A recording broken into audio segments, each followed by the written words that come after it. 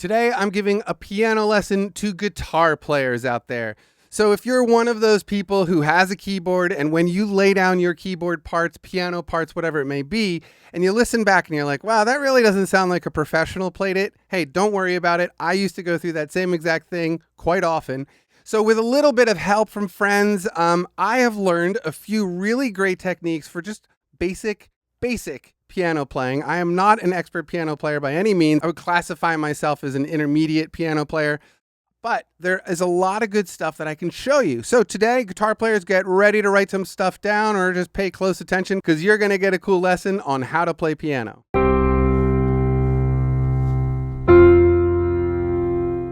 Okay, so here we are at my lovely little Nord here. So the thing I want to talk about is inversions, okay?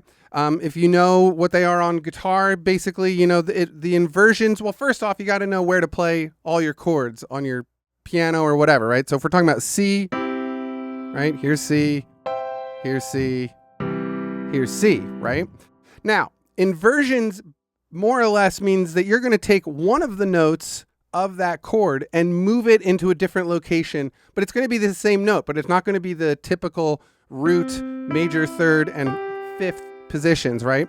So what I'm going to do here, and I'm actually going to move this fifth note here, the perfect fifth, and I'm going to move it down, right?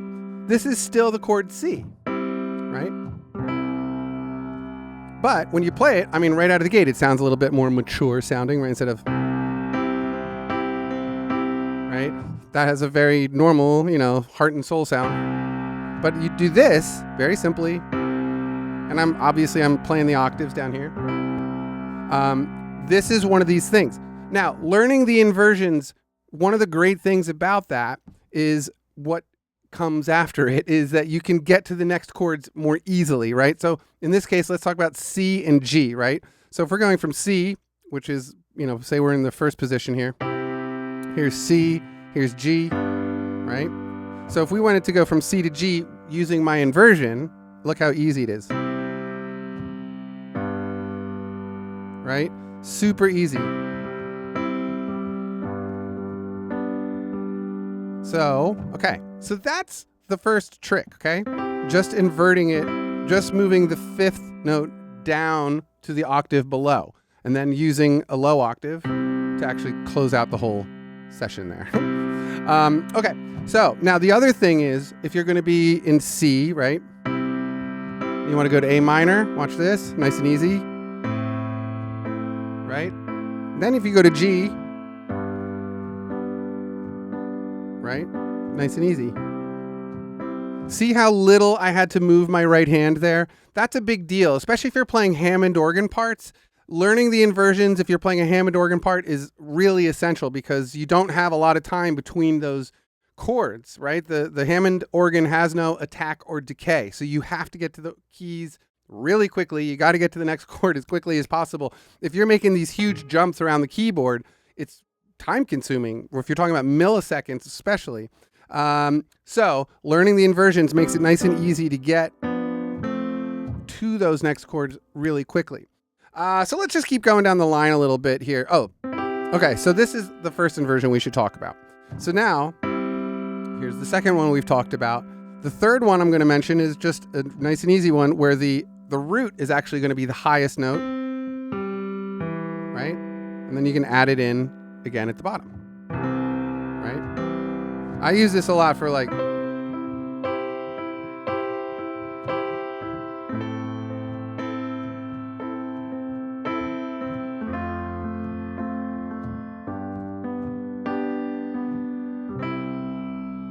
right?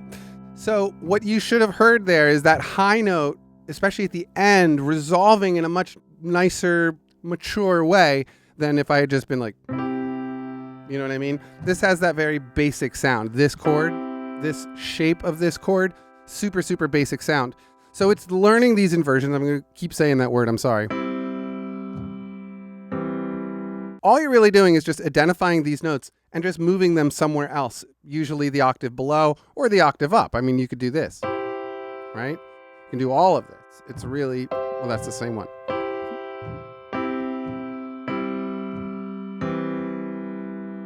Now, this is, of course, all around C, but the inversions obviously will work with every single chord.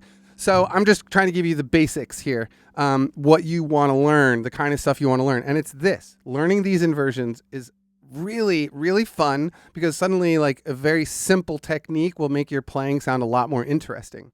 Like a lot of things I do. Let's talk about the left hand a little bit. So with the left hand, especially if you're playing like, say, this inversion, right?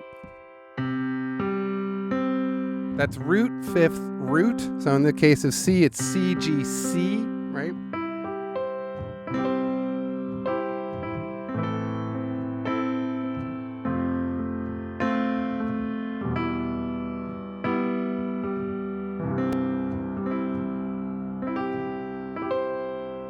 You know what I mean?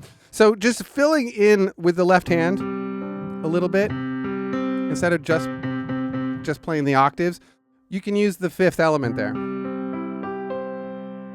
That's a movie, right? Anyway, I mean, the octaves alone sounds nice, right? But it's, now I'm going to add that fifth. Hear that? It's a nice big piano chord. I really like, especially if I'm doing like a ballad or something that requires a big sounding piano chord, that's my go-to.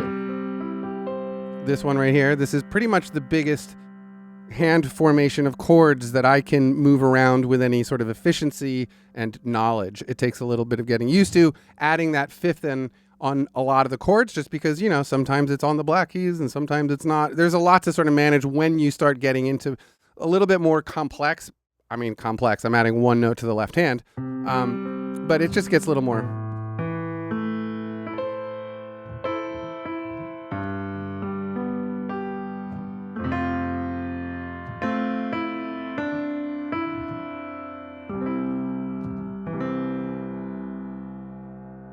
Also, what I think you'll find as you learn these inversions is that you'll be able to land on the right chords, right? That high note of piano, for me, when I'm listening to the way I want my piano parts especially to resolve, it's usually that high note that my ear is grabbing onto, right? So like what I just played there.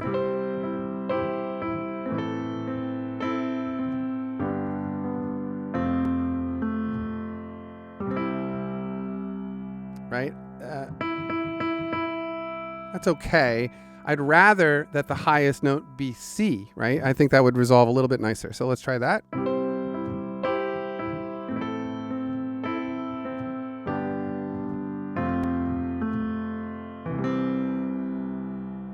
You hear what I'm saying there? That's a big difference in the way the resolution of that progression happens.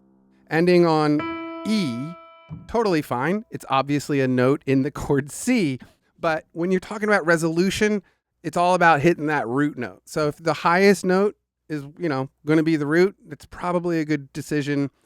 Of course, this is going to be based on context, of course. But I think that's pretty much it. Learning the inversions, learning how to move these notes around.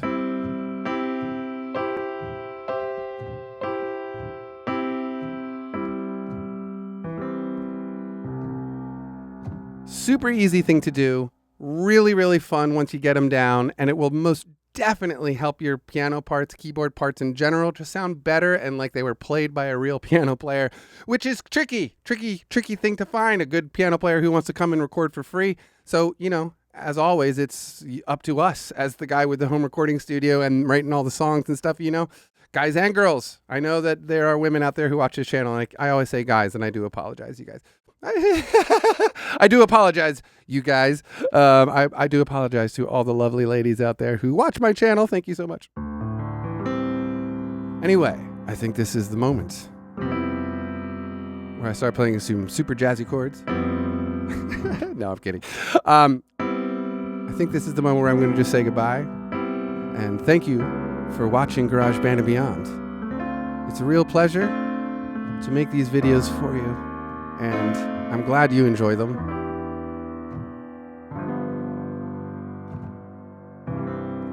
Please subscribe to my channel. Peace and love.